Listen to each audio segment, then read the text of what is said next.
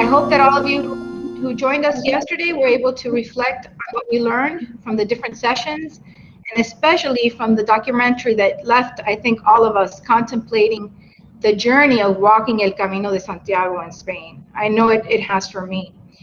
As a brief reintroduction, I am Lisa Carbajo, and I am the Executive Director of the Office of International Education at Miami-Dade College. This is our second day of our first virtual El Camino, a Humble Journey workshop, focused on human rights and how it relates to El Camino de Santiago in Spain. And with that, I would like to invite Dr. Gonzalez to begin with her opening remarks of the day. Thank you, Dr. Gonzalez, again for being here. Thank you, Lisa. I really appreciate the opportunity, and thank you for that very, very, very kind introduction. That was really nice. It started off my day in a great way, so thank you. Welcome to all of you, to our students, who I just commend you for sticking with something despite the disappointment of not being able to do it physically. I think that speaks so highly of you for really being tenacious and wanting to learn in whichever way that you could about this humble journey. So congratulations and thank you to you students. I'd also like to welcome and thank our international guest speakers from Spain and Brazil today, Mr. Amaral, Dr. Solano Fernandez Sordo, and Dr. Pereira Martinez. So thank you very much for being with us. We really appreciate it. I also want to mention and thank Mrs. Begonia Panea Lopez and Ms. Valerie Alvarez Jean-Petit. Hopefully I said your name correctly in terms of the Valerie, so I see your accent, from Where is Asturias, Spain. So thank you so much for supporting this program and making it come alive in this virtual environment. I want to also thank our long-standing partners from the International Solidarity for Human Rights, Ms. Sanchez Vegas and Ms. Sasha, for their great support and partnership and just showing how people who are dedicated to something can really make a difference. So thank you for that. You have all heard, I think, from time to time that MDC is democracy's college, and so a focus on human rights is our responsibility, is our obligation. If you're going to have a banner like that, then you have to put action behind it. And learning experiences like this are exactly that. It's actions towards a noble purpose. And El Camino is a journey of reflection that expands humility. I think the best leaders understand that humility, it just has to be there. Humility makes you stronger as a leader because humility is a choice. It's saying that you're going to think less of yourself and more of others. So it's very different than being humiliated. It's a choice to be humble. I think humility also makes you more persuasive because it engenders trust. You are a real person to others. You tolerate feedback, you accept feedback, you seek it. So people trust you, and then you're able to move along then the goals of the group or the organization. And I think humility also lets you be more honest as a leader, and it lets you sort of separate your actions, your ideas from yourself, from your personhood, and say, okay, I'm receiving some feedback, let me listen. That doesn't mean I'm a bad person or I'm doing something wrong. These ideas need feedback, and so it helps you change course. And finally, I think humility gives you the ability to respond charitably to others, because again, you are making the choice to put others ahead of yourself, and again, separate maybe the ideas from the person that allows you to move forward. So congratulations to all of you. I think you are such a wonderful example of the great things that happen at Miami-Dade College. So I hope you have a wonderful, wonderful day of learning and engaging with each other. And thank you for this very practical step of making the world a better place. So without further ado, I want to present Mr. Alexandre Amaral. Well, hi everyone. I'm delighted to be here. To be honest, thank you so much for your introduction, Deborah. You were the person who first contacted me to come here, and I'm super excited. Everyone seems to have a very chill and very positive vibe here. So ever since I walked into the room, I'm very pleased to speak. So I also want to thank everyone there at the Miami-Dade College and also the International Solidarity for Human Rights for hosting me. And let's get to it. I think you introduced me beautifully, so I shall not say too much about it. I'm a journalist, I'm a filmmaker. I have the privilege of working and traveling across the globe to document human interest stories, pretty much. Be that related to media literacy, which is what I mainly work, so getting people to think critically about media and communications and generally. But it also has a very close version to human rights, which I think is what we're going to be discussing here later on. So that's me in a nutshell. I just try to hear people and what they have to say. I always had a passion for filmmaking. I always loved telling stories, really. So that's what I wanted to create the film. So I know that you all guys, you watched the film yesterday. I'm very eager to hear your impressions actually in the Q&A after it. So that's why I'm not going to say too much. I really want this to be a conversation. But why did I do the film in the first place? I mean, that's an interesting point to start. So I needed to make a film for my bachelor thesis, and I wanted to do something interesting. I don't know. So ever since I was a kid, when I was 5 years old, my dad, he went to the Camino de Santiago. It was his first international travel, and he did the pilgrimage, and he came back and he told me all these amazing stories about it, how one day he would like to go and do with me. So I thought, you know what, that's actually a great idea. I always love to travel, to get to know people. Why not make a movie about the Camino? And I had a look at the movies that were out there, and all of them were a lot, they're really conventional in a way. So The Way is the Hollywood movie, it's the most famous one, but every other reportage or documentary you see, they're very much like square.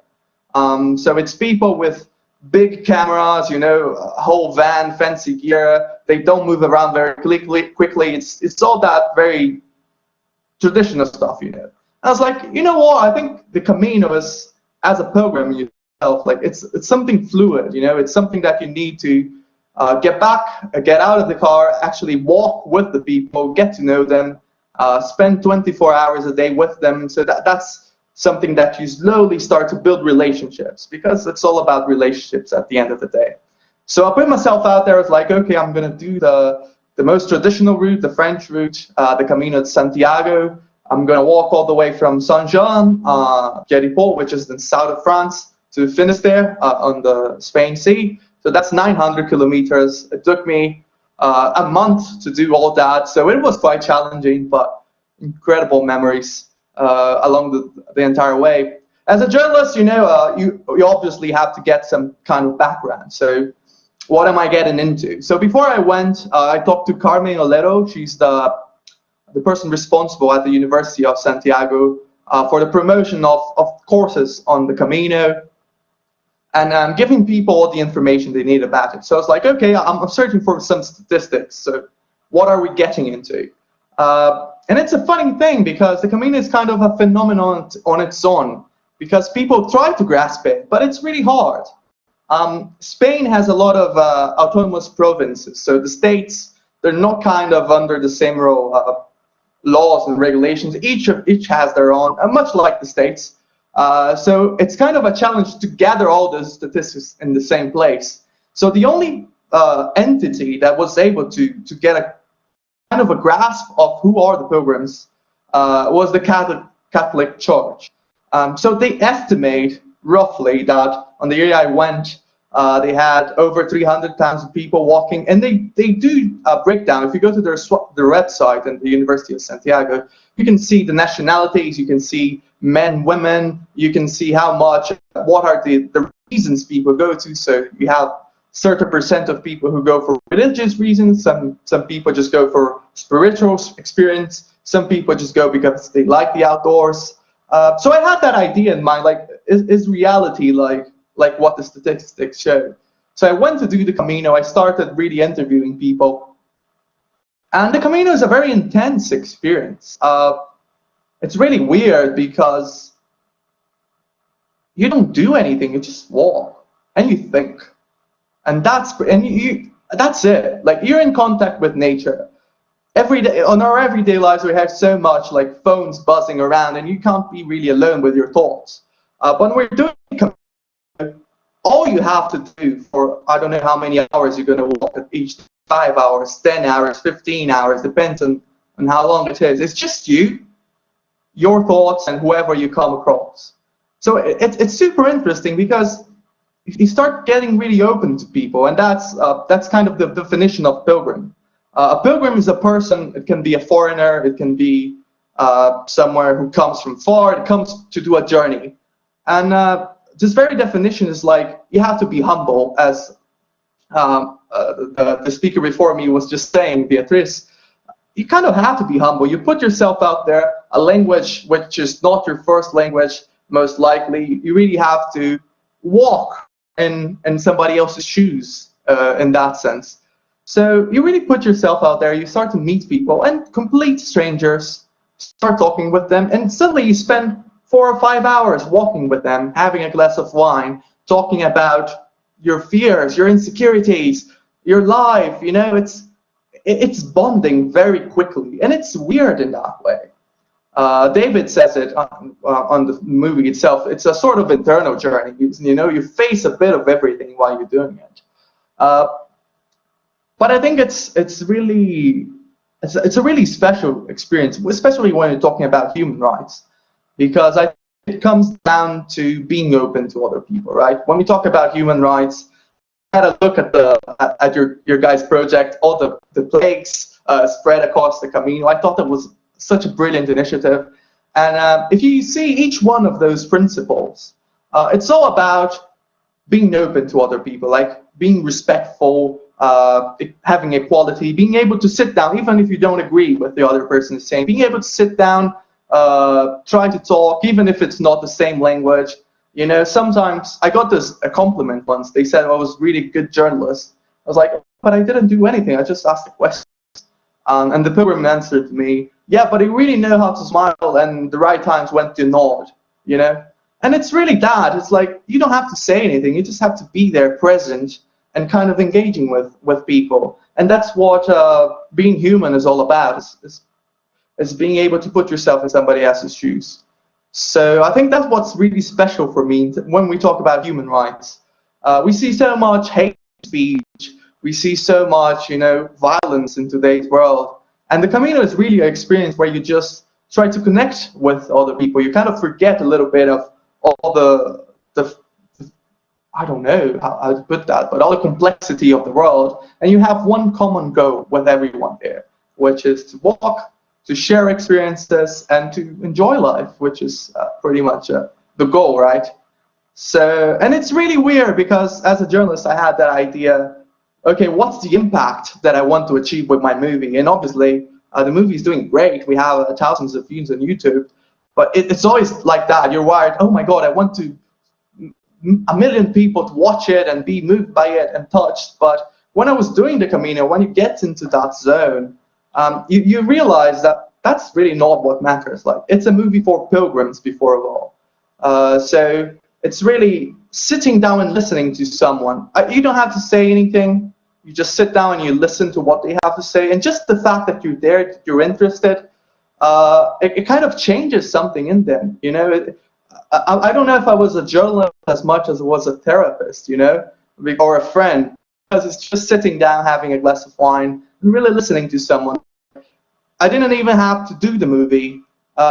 It was just about if I did the interviews, but just be present with them. I know that had an impact, and that impact was maybe the most profound impact that you can have with someone. So the movie is kind of an attempt to invite everyone to be present in the moment, to treat each other as humans in that sense. Be there to listen, be there to be humble. Don't think you're better than anyone else. Everyone has their own experiences. And I think that's why I try to bring with the movie. It's in the first 5 days, it was clear to me, you know what? No matter what I do, I'm never going to be able to get a movie that encompasses all of the Caminos, because there's so many different routes, so many different people doing for X number of reasons. I'm never going to be able to do that. So the only thing that I can try to do is be as truthful as possible to what touched me. You know, a lot can be said with emotion and with empathy. So that's it. As you walk along, like, Sometimes you go, I remember there was this one day, I walked 30 kilometers, it was in the middle of the Camino. I only met 5 people the entire day. 2 people for breakfast, 3 people for dinner. And the entire day, 10 hours, I walked alone. So you really have to face your fears and your thoughts, and voices come back. And suddenly you start to remember that talk you had with the pilgrim on the first day, and you start to reflect on your life, and everything just makes sense. Just trying to bring that truth that I found. It's not going to be the same for you if you go there and you do the Camino, which I highly encourage everyone. It's not going to be the same Camino. Everyone faces their own Camino. It depends which part of life you are, what you're facing, who you're going to meet. So every Camino you do is going to be different. But I think what's really important is that attitude, the pilgrim attitude, and the human and the humble attitude towards living.